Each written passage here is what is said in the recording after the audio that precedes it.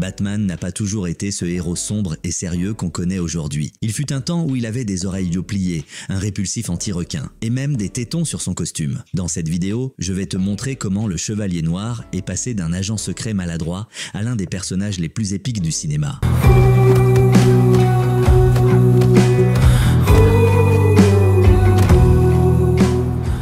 Wilson, Batman, 1943. Tout a commencé en 1943, en pleine Seconde Guerre mondiale. Columbia Pictures a sorti un serial en 15 épisodes avec le tout premier Batman sur grand écran joué par Lewis Wilson. Ce Batman-là n'était pas encore le justicier sombre qu'on connaît, mais un agent secret déguisé qui combattait des espions japonais. Oui, aussi différent que ça. Même le méchant principal n'était pas tiré des comics, mais un certain docteur, Daka, inventé pour la propagande de guerre. Le costume, on aurait dit qu'il avait été cousu dans un vieux rideau. Les oreilles se pliaient, la cape était rigide et la ceinture, vaut mieux ne pas en parler. Mais même si visuellement, ça laissait à désirer, c'était un énorme pas. Pour la première fois, la chauve-souris sortait des pages pour prendre vie.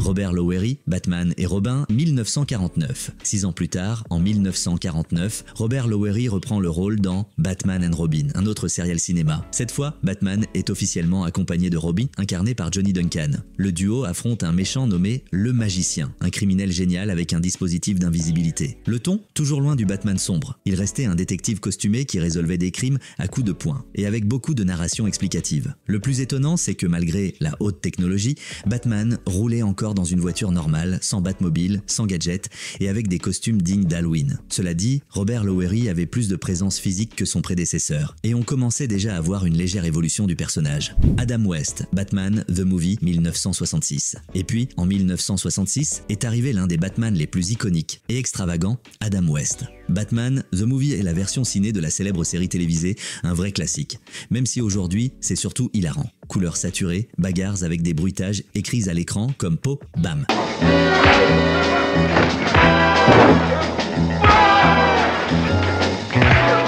Et gadgets improbables comme le répulsif anti-requins en spray. Le costume a abandonné le gris terne pour des tons plus clairs, avec le logo classique sur la poitrine et une cape bleue. Dans le film, il affronte plusieurs vilains à la fois. Le Joker, le Pingouin, Catwoman et l'Homme Mystère, tous avec des plans farfelus. Même si c'était plus une parodie qu'une vraie version sérieuse, cette époque a rendu Batman ultra populaire, autant chez les enfants que chez les adultes. Adam West est devenu une icône culturelle et pendant des années, c'était ça l'image du Chevalier Noir à la télé et au cinéma. All of you to brace yourselves for big news.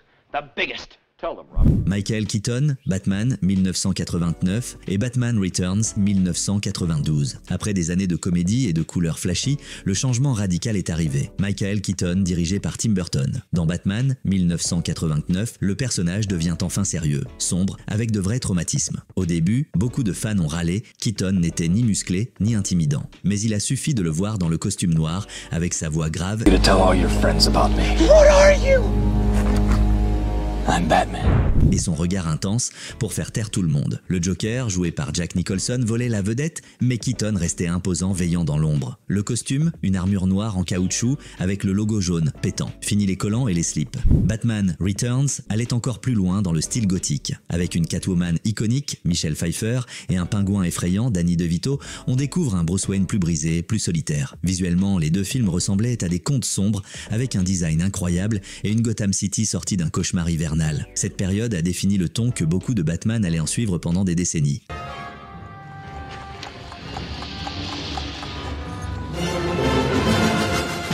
Val Kilmer, Batman Forever, 1995. Après Keaton, le studio voulait un ton plus accessible pour toute la famille. C'est comme ça qu'est né Batman Forever avec Val Kilmer sous le masque.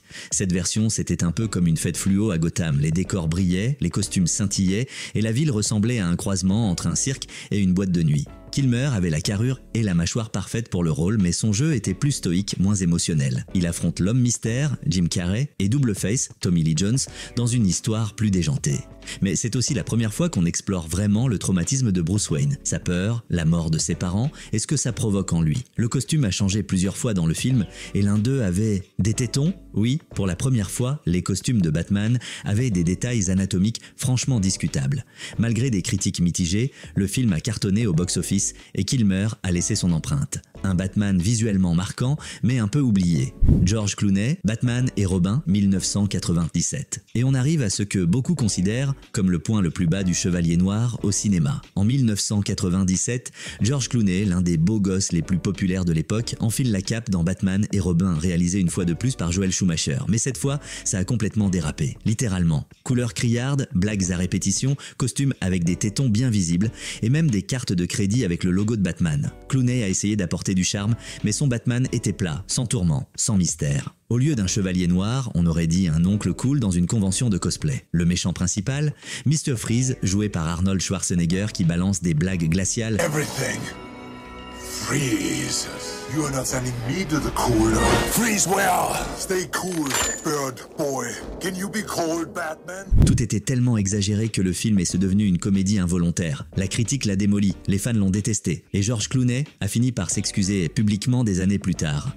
Christian Bale, la trilogie de Nolan, 2005 à 2012. Après le fiasco Clooney, Batman a pris un repos bien mérité, jusqu'à ce qu'en 2005 arrive le reboot qui allait sauver sa réputation. Batman Begins, réalisé par Christopher Nolan, nous présente un nouveau Bruce Wayne, Christian Bale. Et ce n'était pas n'importe quel Batman, c'était le plus humain, le plus réaliste, le plus complexe. Pour la première fois, on découvre son entraînement avec la Ligue des Ombres, sa peur des chauves-souris, sa lutte intérieure entre justice et vengeance. La trilogie se complète avec The Dark Knight 2008 et The Dark Knight Rises 2012, et chaque film est plus épique que le précédent. Bale avait non seulement la prestance physique, mais il montrait toutes les facettes de Bruce Wayne. Le millionnaire, l'orphelin, le justicier. Et comment oublier le Joker de Heath Ledger qui a volé la vedette dans The Dark Knight, offrant au cinéma l'un des méchants les plus mémorables de tous les temps. Nolan a parié sur une Gotham réaliste avec des conflits sociaux, du terrorisme, de la corruption, et a transformé le héros en une figure à la fois tragique et héroïque. Cette trilogie n'a pas seulement redéfini Batman, elle a redéfini tout le cinéma de super-héros.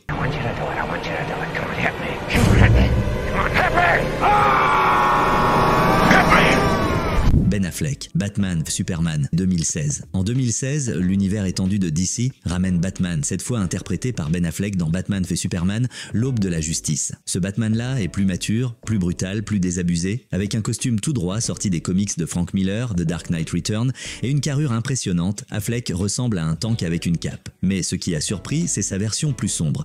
Il n'hésite pas à marquer les criminels, à utiliser des armes, voire à tuer si nécessaire. Beaucoup de fans étaient divisés, ce Batman était-il trop violent ou juste un homme qui avait perdu la foi? L'histoire le confronte à Superman dans un choc de titans rempli d'épiques, et de même sur Martha.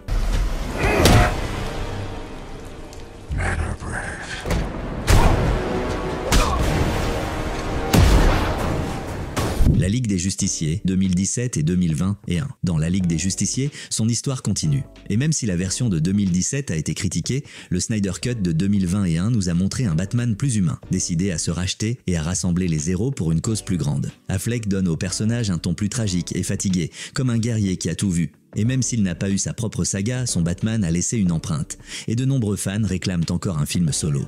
Robert Pattinson, The Batman, 2022, le Batman le plus récent et le plus jeune. Robert Pattinson. The Batman nous montre le Chevalier Noir dans sa deuxième année comme justicier. Pas de Bruce Wayne playboy ici. On voit un homme isolé, obsédé, qui commence à peine à comprendre ce que signifie être un symbole pour Gotham. Pattinson a surpris, son Batman est silencieux, intense, plein de rage contenue. Inspiré par le film noir, le film de Matt Reeves mise sur une ambiance de polar. Constante, noirceur et saleté. Il affronte un Riddler bien plus dérangé, aux allures de tueur en série. Et pour la première fois, Batman agit en vrai détective. Il collecte des indices, enquête, déduit. Le costume semble fait main, la Batmobile rugit comme une bête, et Gotham n'a jamais semblé aussi dangereuse. Pattinson nous montre un Batman qui n'est pas encore une légende, qui fait des erreurs mais qui comprend enfin qu'il ne doit pas seulement inspirer la peur, mais aussi l'espoir.